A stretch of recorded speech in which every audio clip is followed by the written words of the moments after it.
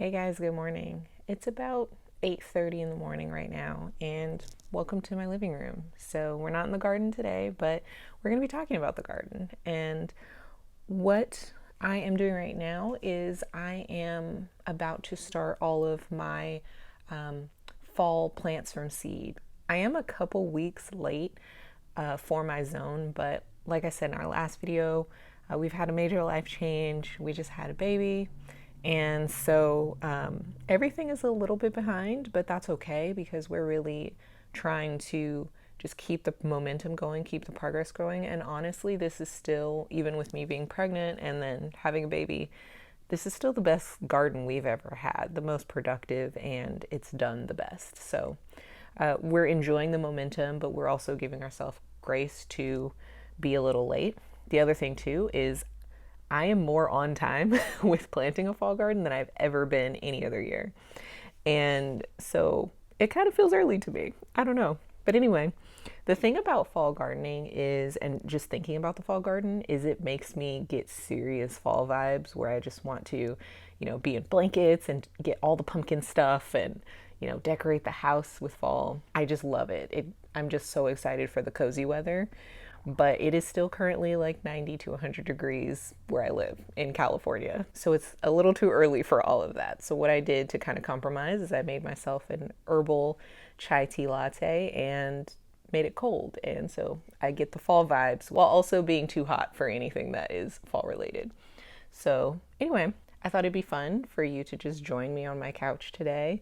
And I show you all the things that we're growing for the fall season. So, if you want to grab a tea or coffee of your choice, go ahead and do that.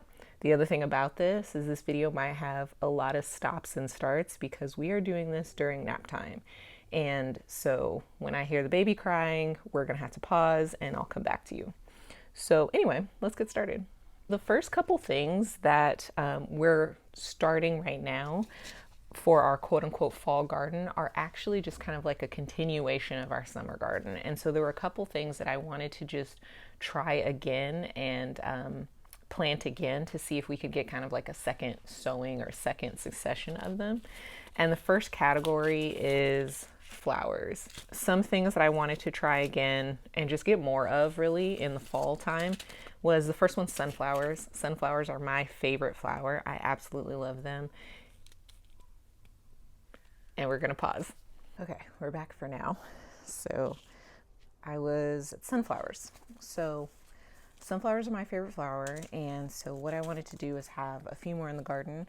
I never quite got as many as I wanted this year. We had some that were really beautiful and did some really surprising things, and I definitely had some to make bouquets and all of that, so it was really nice. But I can always have more sunflowers. And so my favorite ones are these junior yellow sunflowers. They grow about 2 or 3 feet tall. They have a bunch of heads on them, and I think they're really beautiful in beds because then you can have the sunflower effect, but down low with all of your other plants. And I think they're just really pretty.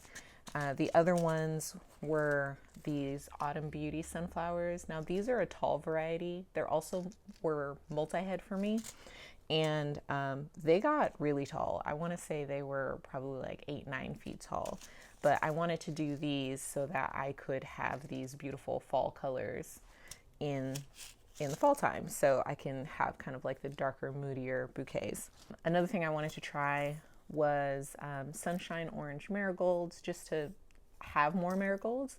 This isn't going to be an experiment. I want to see how long marigolds will actually last in our garden over the fall and winter.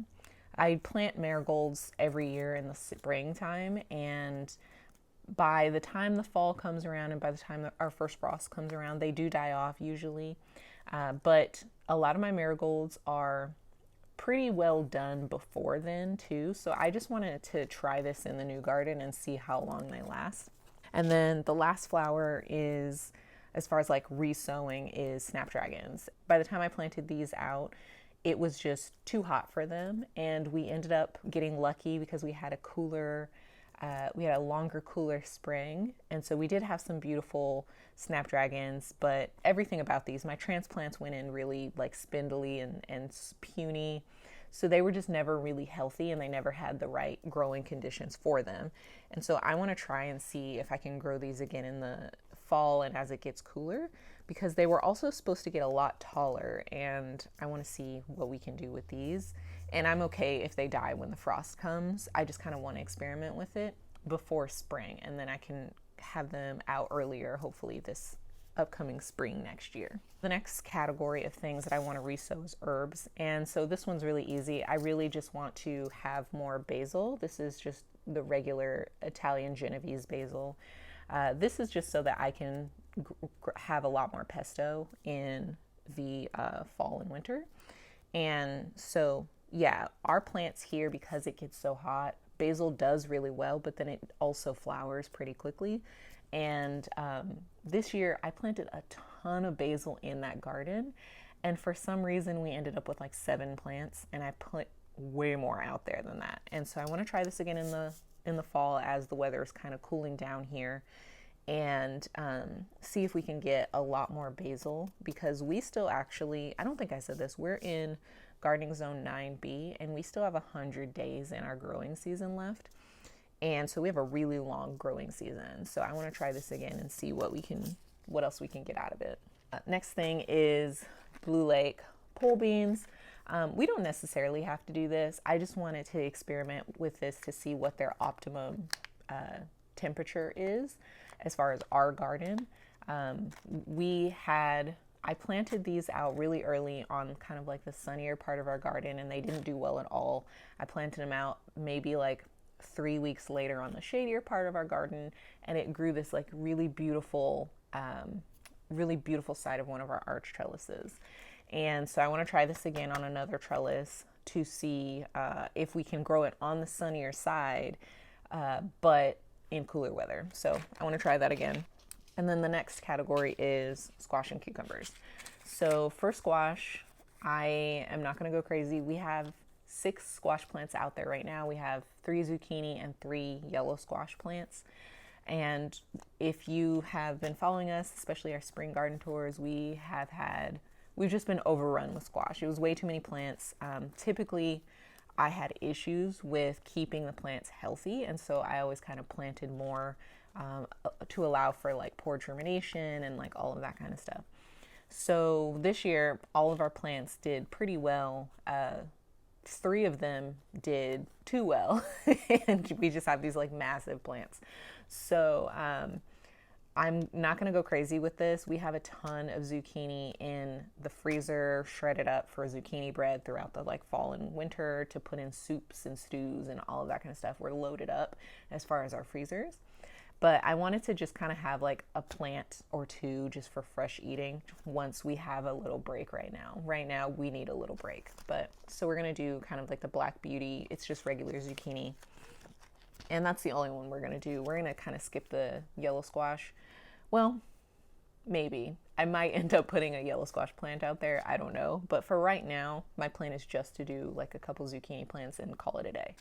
The next thing is the cucumbers. So at this point, we have cucumber plants in the garden that are just, we've let them go. There's a ton of huge fruit on them, and we're just overrun with it. But we figure in a couple months, it might be nice to have some cucumbers again, and it might be nice to have a little bit of space, and then we can do maybe some pickles and stuff like that again. Right now we have 3 varieties of cucumbers in the garden. We have this Armenian cucumber, which is technically, I think, a melon, but it grows really, really well in hot climates, and that was so totally true for us. These plants did really well. The fruit was good, kind of no matter what size it got. We had some really big ones that we ate, and they still tasted really good. They taste kind of like a milder cucumber, I guess. A little bit more firm, and these are really good for like fresh eating and salads and things like that. We also did make some pickles out of them that were really good. And the cool thing about these is you can see on the packet here, they have these kind of like divots along the fruit. Well, when you cut them, they make this really pretty like flower shape, and so it just kind of looks fancy. So we really like these, and we'll grow these forever in our garden. Okay, we're back again. So it's a little bit later. The little guy decided that he wanted a short nap today for this morning, so that's okay. We ate and played for a little bit, and now we're down for another nap, so we'll see how this one goes. But anyway, so the next thing that I wanted to grow again were these Parisian gherkin cucumbers. I always call these Persian gherkins because I can never remember if it's Parisian or Persian. It's Parisian. Anyway, so I wanted to try these again because we grew these and Telegraph improved cucumbers. We've tried them multiple years, had varying success. We actually got edible ones this year, which is really awesome. And now the plants are just too big and it's too hot. So we wanted to try these again and do a second sowing of them if we could, because we really liked the pickles that came from these. Now let's go into the things that we're going to be growing for our real fall garden. So the stuff we're going to have into the fall season and really into the winter months. We do get a handful of days in our winter time that are actually below freezing, so 32 degrees Fahrenheit.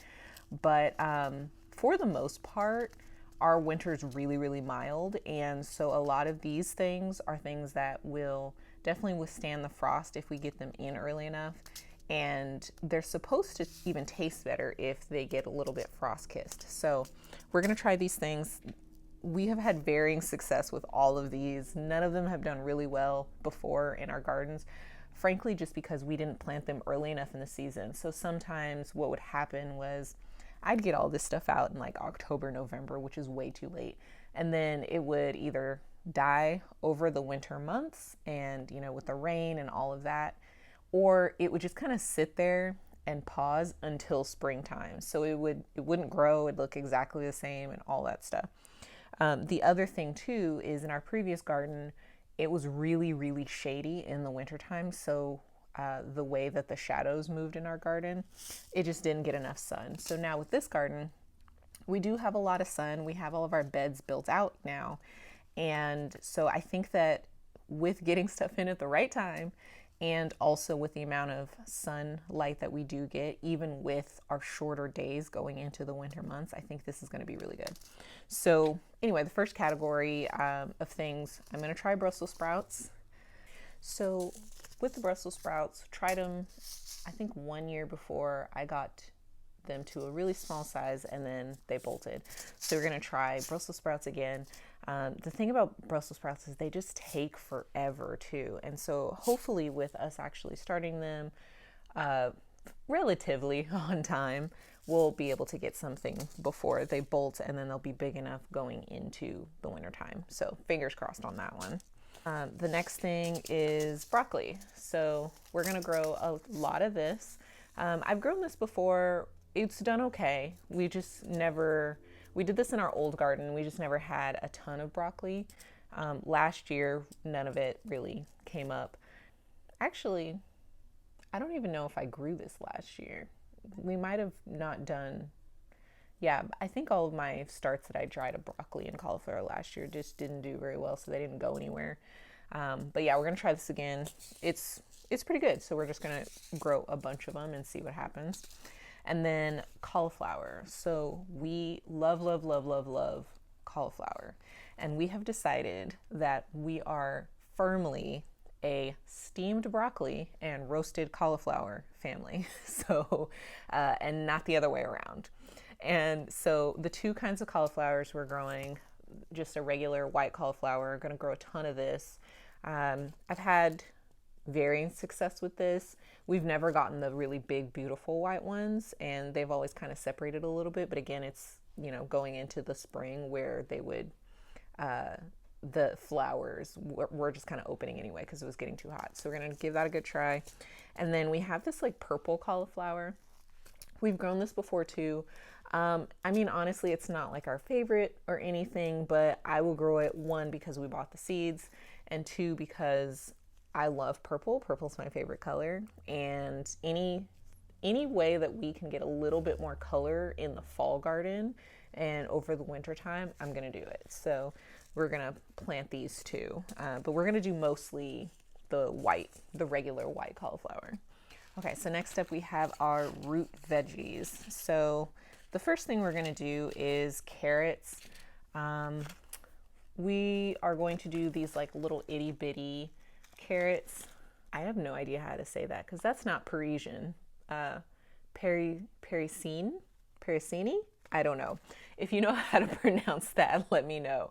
But they're just like these itty bitty little round cute carrots. So we got those. I think we originally bought this packet a few years ago with the idea of doing them in kind of our really shallow raised beds at the time. And so I'm just going to use these seeds up. And then we also have these new Carota carrots. I don't have an opinion on these or anything like that. They're just kind of carrots that we got. So we're going to grow both of these and hopefully we get some good germination. We'll see. So the next thing that we're going to do is beets. For me personally, beets taste overwhelmingly like dirt, which makes sense because there's a chemical in them that causes them to have that kind of like flavor. But if I'm going to eat beets, I do like these golden beets, the like yellow ones, or the orange ones, I should say. I do tend to like these if I'm gonna eat beets. Usually I would rather not, but I do like these more because they're a little bit sweeter and they don't have nearly as much of that like earthy dirt taste. It really just tastes like dirt. I don't know how else to describe it. And then I have this just mix pack of beets that we're gonna use just because we have the seeds, so I want to use them up. And we'll roast these. So I have heard that root vegetables also get sweeter when you grow them into the cooler months, and so they don't have as much of those like really earthy flavors. So I'm looking forward to seeing if I like these more when grown in the wintertime. I don't know, because we've bought beets from the farmer's market in the wintertime and I don't love them, but we're going to grow them anyway, and I know I'll at least eat these. One thing that's really good with this, if you do like the golden beets and apples roasted together in a pan in the fall, I actually do like that. I think some people will do pears and stuff too, but I really like that. And then the last root vegetable that we're growing is daikon radish. I tore off the name here, but I'll put it on the screen. So daikon radish is just like a long white, it kind of looks like a carrot, honestly, but it's a long white radish. And we grow these because in the January or February, wherever it lands on the year, we celebrate Chinese New Year every year. And so we have people over, we do hot pot. It's really great. And one of the things that we buy every year is daikon radish. And so we're going to see if we can grow these so that we can have more of what we grew on the table. There was one year where we had a bunch of our own vegetables on the table. It was 2 years ago, and it was just so fun. We loved it. So we're experimenting to see if we can grow more and more and more of the food that we serve people for Chinese New Year. So as far as like the fresh vegetables and stuff like that. So that's going to be really fun. The next thing we're growing is peas. So I have a lot of different packets here because this is kind of the only thing that climbs that we can grow in the wintertime. So we have a lot of arch trellises in our garden, and there's not really anything else to put on them in the fall and winter time, especially going into the winter, because everything else that we really love growing on trellises, it dies with the frost. So we are going to load up on peas. Some of these are shelling peas, and so we're going to see if we can get some of those before the frost, and then we'll do more in the springtime. And then the other thing that we really like to do is these sugar snap peas. We really like growing these over the winter time, and we will eat them fresh, so you can actually eat them like pod and everything. And then we also like to wait until they get bigger and then shuck them for the, or shell them for the actual peas. So we'll do both. So this is another thing that we will eat a lot of it through the, fall and winter months, but we really want to have it available for our hot pot table. Up next, we have the various cabbages. So we grow a lot of these. I don't know, actually these two, I put them in this category. I don't think they're actually cabbages. I think they're more leafy things, but we will grow bok choy. So we have this baby bok choy here, and we have this purple bok choy. So we've grown this for the last, I want to say 3 gardens, and we love, love, love this. It's really good. Tastes like bok choy, but it's great because it just gives that extra bit, like I was saying, that extra bit of color in the wintertime. It makes the garden a little more beautiful. So both of these will actually put in hot pot, but this is the one that just makes the different like dishes and stuff just really pretty. And so we're gonna have bok choy, and then we're going to have cabbage. So same deal, we have Chinese cabbage specifically for that party. We'll eat a lot of it anyway. Andrew also really likes to make kimchi, and so I'm gonna grow this just for him. Personally, I don't really like kimchi, but he's really into it and he really likes making it, so I will happily grow things just for him. And then we have two different other kinds of cabbage. So we have this red acre cabbage, and then we have just kind of like a regular round cabbage. Both of these I don't have huge opinions on or anything like that. I've tried them both before, not been super successful, but got a little bit off of them. The thing about growing cabbage and things like that in general is we got slammed with caterpillars and slugs. So the caterpillars, it might have just been, you know, the time of year we were trying to grow them, because again, we were going into those spring months. But we did have an issue with slugs in our last garden also. So I didn't see too many in this garden yet, but they might just not know we're on the map yet. So we're going to try this again, and then we're going to see how bad the pest pressure is trying to grow these. So hopefully we get lucky. All right. The next category is all of the leafy things. And so we will have lettuce. It's just to grow lettuce. it's not because we love it or anything like that. It's just to grow it. And then we have this Japanese giant red mustard. Again, don't have strong opinions on it. It's not something we like absolutely love, but we'll eat it. And I want to use the seeds because we have them. So we're going to do that. I'll probably do both of those in the green stock also, so that we have some stuff that we can keep the slugs off easily. Next two thing is we have two varieties of kale. So we are going to do this like Nero kale, and then we're also going to do this dazzling blue kale. We've grown both of these before. I usually started these in the spring garden, and they just got slammed by caterpillars and all the bugs. And so I'm excited to see how these do in the wintertime, just because I recently found out I was just growing them completely in the wrong time. So we're going to give those another shot, and I'll probably put some of all of this category in the green stock too. And then we have this colorful Swiss chard. We eat a lot of Swiss chard. We eat a lot of chard in like soups and stuff like that in the wintertime. I really like the colorful ones just because, you know, as much color as I could get in that garden in the wintertime, that's what I'm going to do. So I really think that the stalks of these are really beautiful, and you can see them, like they are legitimate pops of color in the garden. Then next we have baby spinach. So, I mean, this is really just regular spinach. It's just in a pack with more seeds. But yeah, so definitely growing a lot of spinach. I really like having this. I think it's really, really good. We've grown this successfully one year in the winter before. We've tried every year, but we only had a really good harvest one year. So I'm going to keep trying this because I really enjoy having these in the wintertime. And then the next one is an experiment for me. So this is collards.